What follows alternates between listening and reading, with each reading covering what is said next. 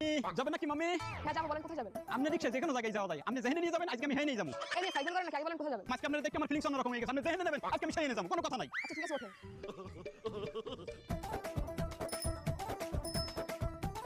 এই সাতক্ষীরা কালীগঞ্জ শ্যামনগর, এই সাতক্ষীরা কালীগঞ্জ শ্যামনগর, এই সাতক্ষীরা কালীগঞ্জ, আসেন আসেন, সাতক্ষীরা কালীগঞ্জ, সাতক্ষীরা আমি কালীগঞ্জ। গাইতেন কেন? আরে ভাই কি সমস্যা? আমার শরীর আমার সিদ্ধান্ত, আপনি গাইতেন কি? সুন্দর ছেলে দেখলে গাইতে দিতে চলে। দুনিয়া যাবোই না আপনার গাইতে। আরে তুমি সাতক্ষীরা কালীগঞ্জ শ্যামনগর, সাতক্ষীরা। আরে কি এমন হয়েছিল দেশে যে পুরুষের সকল কাজ এখন নারীরা করছে? চলুন দেখে আসি আসল কাহিনী। সারা দেশে চলছে নারীদের বুলডোজার আন্দোলন। তারা পুরুষের অধিকারকে গড়িয়ে দিয়ে নিজেরাই অর্জন করে নিতে চায় পুরুষত্ব। নারী হলেও তারা চায় পুরুষের সমান অধিকার। এমন সময় পুলিশ থেকে প্রশাসন কেউই পেরে উঠছেন না এই সমস্ত মর্দা টাইপের মহিলাদের সাথে।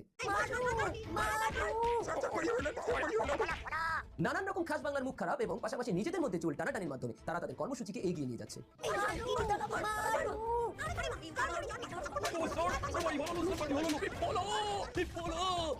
তাদের এই আন্দোলনকে দেশের নানান ধরনের দুশ্চরিত্র এবং লম্পট মহলের অনেকেই বেছে নিয়েছে রাত 12টার পরবর্তী সময়কালীন বিনোদনের খোরাক হিসেবে। শেয়াল যেমন চায় মুরগির স্বাধীনতা, ঠিক একই রকম ভাবে দেশের নানা ধরনের লম্পট ও দুশ্চরিত্র মহলও চায় নারীদের মধ্যকার এই সমস্ত অযৌক্তিক দাবিগুলোকে মেনে নিতে। এবং শেষমেশ সেটাই হয়েছে, দেশের সরকার মেনে নিতে বাধ্য হয়েছে এই সমস্ত সাহামাগী নারীদের সমস্ত আন্দোলনকে। ফলশ্রুতিতে দেশে চালু হয়ে গেছে নানান অঞ্চলে নারীদের বেলাল্লাপনা ও ধর্মবিরোধী অনৈতিক কর্মকাণ্ড। আমি মোহাম্মদ আব্দুল কাদের শিকদারের একমাত্র কন্যা মুসাম্মদ তসলিমা গ্লিসারিনের সহিত 5 লক্ষ টাকা দেনমোহরে বিবাহ বন্ধনে আবদ্ধ হইলাম। বলো বাবা কবুল। আপনি খালি মাইয়ের কাবিনের কথাই উল্লেখ করলেন, হ্যাঁ পোলার কাবিনের কথাটা উল্লেখ করবেন না? আমার পোলারে হেরা কত কাবিন দেবে এটা উল্লেখ করবেন না? আমার বুঝলাম না বিষয়টা, পুরুষের তো কাবিন হয় না। কেনা কইতে হয় না। এখন দেশে নারী সংস্কার আইন পাস হয়েছে, নারী পুরুষ এখন সমান অধিকার। অধিকার যেহেতু সমান, কাবিনও সমান সমান হওয়া উচিত। পোলা যেমন মাইয়ের কাবিন দেয়, মাইয়েরও এখন পোলারে কাবিন দিতে হইবে। তা ঠিক জমিতে সমানে সমান দেয়, কত যায়। আরে আল্লাহ, তোমরা আজ বল সামনে উনি নাই, তো ভাইয়া লাগা বলে কাবিন দেয়। এখন নিয়ম বানাইছেন, এই নিয়ম জীবনে উনি নাই ভাই। ভাই আপনার জন্মে আপনি যা না দেখছেন, এই জন্মের নারী মধ্যে এই সব জিনিস দেখতে আসেন না। আপনার মাইয়া নিজেই তো নারী সংস্কার আইনের জন্য দাবি দিলাম ছেলে রাস্তায়। তার এখন ওর এটু দিয়ে আমার পোলারটাকে বিয়ে দিতে হয়, আমার পোলার সমান অধিকার দিতে হইবে। কাবিন আমার পোলায় 5 লাখ দেবে, আপনার ভাইও আমার পোলারে 5 লাখ দেবে। আন্দোলন মাঝে রাস্তা নামছিলি, এটা মনে ছিল না? তোমার মাইয়া আমার এই দিন নামা দেয়া লাগবে, চাকরি রাস্তায় আন্দোলন মাঝে নামছো, কানে 5 লাখ টাকা দেবে কিনা কাবিন, তো মাইয়া দেবে।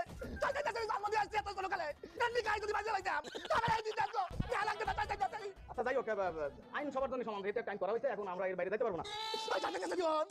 5 লাখ টাকা মধ্যে হইবে, করাত করে দিব তো মাইয়া লাইতাম করাত করতে।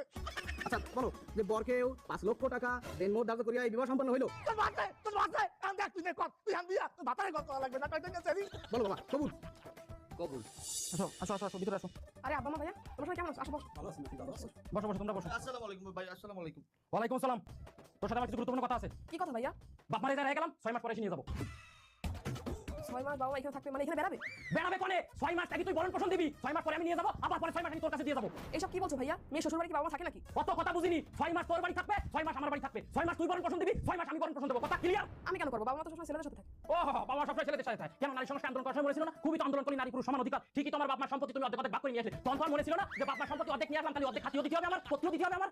আমি কিভাবে তাদের ভরণ দেবো? আমি কি ইনকাম করি নাকি? তুই ইনকাম করিস না মানে? তো 6 মাস আগে যে বাপ মার সম্পত্তিটা ভাগ করে নিয়ে আসলি সেটা গেল কোন জায়গায়? ওটা কি তোর ইনকাম না? আর তোর তো ভাগের অভাব নেই। এই যে শালা পোটকা, এ যদি মরে যায় এর তো এক ভাগ তুই পাবি। এসব টাকা তুই করবি কি? ওরে বাবা তোর তো ভাগের অভাব নেই, খেলা তো শুরু হয়ে গেছে, খেলা জমে গেছে। আব্বা দেখো ভাইয়া কি বলতিছে। কে মা, আন্দোলন করার সময় তোমার হুঁশ আছে না? এখন তোমার ভাই যেটা কয় এটা মাইনে নাও, তোমার ভাই তোমার ভালোই চায়। আব্বা তুমিও, ও মা তুমি কিছু বলো। আমি আর কি বলবো মা, আমি কি তোর বাপের কথার উপর কোনোদিন কথা কইছি? আর 60-65 বছর সংসার করি, আমাকে মধ্যে কোনো ঢলাঢলি বাদে না। আমরা ইসলামিক নিয়ম মোতাবেক সংসার চালাচ্ছি। আমি তো আর বাবার বাড়িতে 50% জমি নিয়ে আসিনি। আর তোমরা একটা নিয়ম বানাইছো, আর তোমরা ভালো মনে করো বাবা, এর মধ্যে আমাকে টাকা না। আমি যে 6 মাস রাইজ আছি এর মধ্যে কিন্তু কুরবানি পড়বে, তারপরে আমি 6 মাস নিয়ে যাবো, তারপরে আবার 6 মাস রাইজ যাবো, তার মধ্যে রোজার ঈদ পড়বে। এই তুই ঈদ বাপ মা কিন্তু ঠিকমতো নতুন কাপড় দিতে হবে, কথা মনে থাকে। তোমরা দেখি আমার সংসারটা ভেঙে দেবা। ভেঙে যা, তুই শাহবাগে যাবি, যে আন্দোলন করবি, সংসার সংস্কার আন্দোলন। বাবা এখানে থাকে আমার স্বামীকে মেনে নেবে নাকি? তোর স্বামীর পোটকাটা মানুষ বা না মানুষ সেটা তোমার দায় আছে না কিছু। তুই নিজের টাকা তো বাপ মার কাছে দিবি, এটা আমার শেষ কথা। তোর স্বামী যদি দেশে 1 টাকা, তোর কিন্তু খবর আছে। গেলাম আমি টাকা, তোর কিন্তু খবর আছে। গেলাম আমি। এই পোটকা ভালো থাইস। ভিতরে আসো, কথা আছে।